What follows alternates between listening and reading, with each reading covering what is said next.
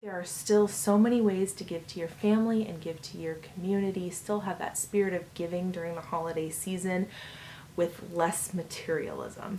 So I just wanted to give you guys some ideas.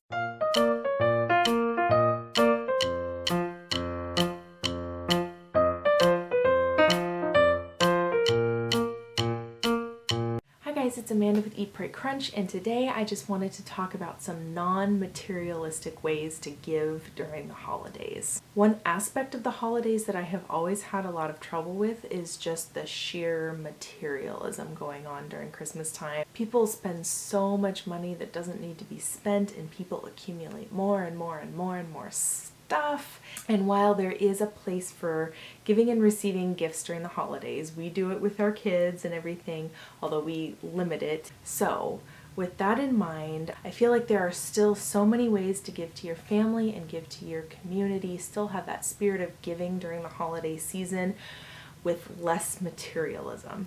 So I just wanted to give you guys some ideas. So idea number one is to give your kids experiences. For example, last year for Christmas, all of our extended family went in on getting our kids a children's museum membership, which is something that's a little bit out of our price range. We probably wouldn't have done it on our own, but when our whole family went in on it, we were able to get a membership that lasts all year long. We can go anytime. There are guest passes. You can even bring an extra adult with you, doesn't matter who it is, for free every time. And it was totally worth it. And we're giving our kids that experience without the stuff. And I can't remember if this was last year or the year before. You can probably go through my old hauls and see. I made a video about it at the time. But the whole family went in on a play kitchen for the kids. So instead of just getting a bunch of meaningless stuff and a whole lot of it for the kids, we all went in and got them one nice big toy that they can play with, that's something that they can play with for years. And it's not just something that's going to be a one and done kind of thing. It's something that they will play with for, well into their childhoods. We just try to be really intentional about the kids' gifts. So we do try to go in with our families on getting things that the kids actually need or actually want. They do usually get them a few other knickknacks here and there, but it's definitely well within control and keeping the material stuff to a minimum. So that's one idea. It's just having your family go in on one big gift for your kids that they can all share, especially with giving experiences, that kind of thing. We're thinking of having our family this year go in on maybe swimming lessons for Alex and maybe tumbling lessons for Sophie. So something that's, normally out of our normal price range, when the whole family's going in on it together, and they can participate, in these things as well, which is great. So it's the gift that keeps on giving well into the new year. So my family, my parents, my extended family, aunts, uncles, cousins, all of that, we have all decided that we are done giving gifts. We just don't give gifts anymore, at least the adults among each other. The adults usually still give the kids gifts. But like I said in the last part, that, we deal with that separately. But us adults among each other, we've just stopped giving gifts. And let me tell you, it is the most liberating thing. We have just decided that all we want for the holidays is to spend time together. And that is, honestly, that is the most important part of the holidays, is enjoying our time together and having that focus be on that time rather than on the stuff.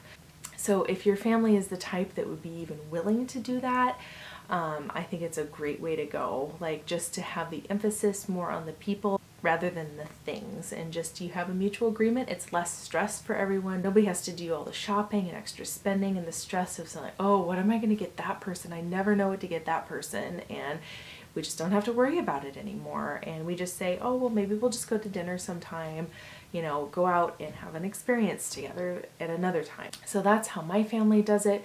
Bill's side of the family still does do gifts, but we're very open about what we want. We don't care about having surprises. We just say, here's something that we need for the house. Here's something that we need for the kids, that kind of thing. And they tell us as well what they need. On Bill's side of the family, we're very intentional about giving and receiving things that we actually need. So I'm really happy with doing that as well. If you're able to just really communicate well with your family and either not do gifts or do things that you really need rather than just want, that's another great way to go as well. And like I said, just giving experiences is another thing that you can do among family members. One year we went with Bill's family to go see the Nutcracker, and in years past we've actually gone to see this Celtic Christmas show, and it's a whole variety of like Celtic music and dancing and instruments, and it's just really cool. So that's like experiences that we have had together in the past. Another thing that you can do, you've probably seen these before,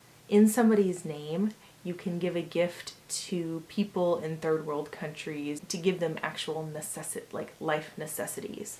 And it's just so fulfilling to do that. This is another thing we've done in years past, is to give to these charities, and then you get like a little certificate to give in a card or something like that to somebody in your family in their name. And that is so much more meaningful than stuff, because here so many of us are living in a first world country. We are just totally surrounded by stuff, and we don't need any more stuff. And then over here there are people in third world countries who are starving to death. They can't get clean water. They are suffering with various diseases that are treatable, but they don't have access to the treatment. They, can learn farming practices.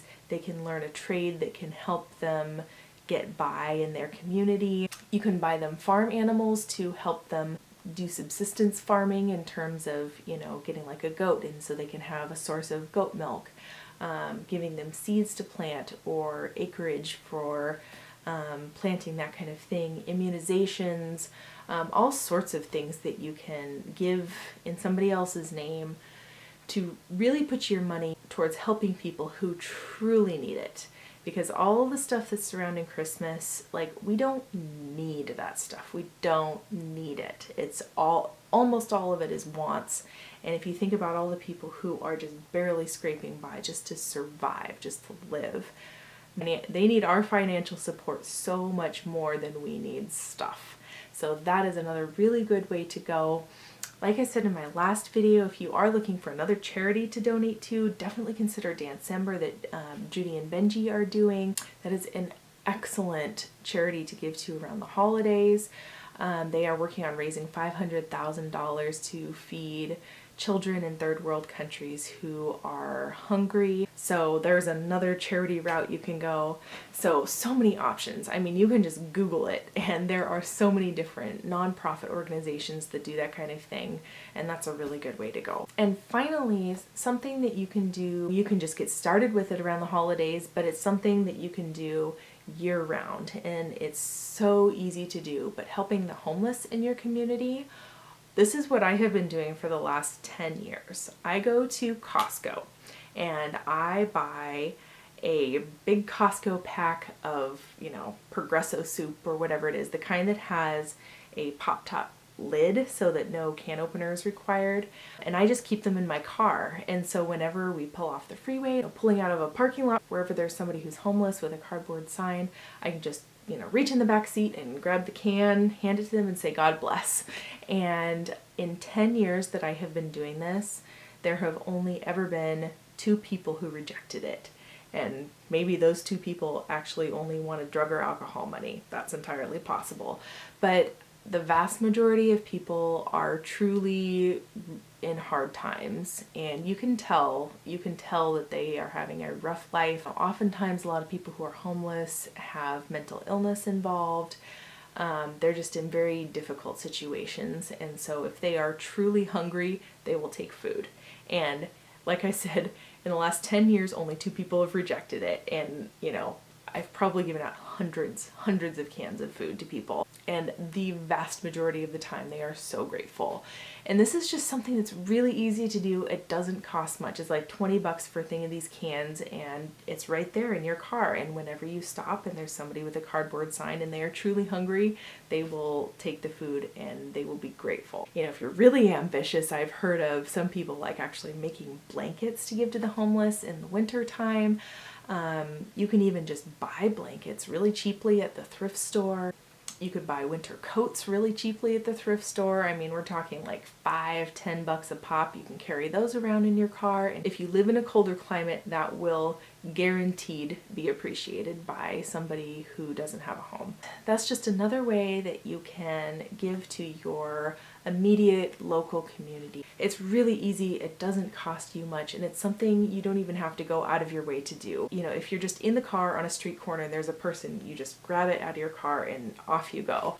I hope that these ideas were helpful in reminding you of what the holiday season is really about and how giving doesn't necessarily have to be materialistic. Not that giving actual gifts doesn't have its place, it definitely does, but it can be done in a really thoughtful and meaningful way and or in a non-material way. So anyway, I hope you guys found that helpful. Give it a thumbs up if you thought it was, and share it with anybody who might be looking for some non-material gift ideas this year. So thank you guys so much for watching, and don't forget to subscribe if you're new here and click on the little bell so you can get a notification every time I put up a new video.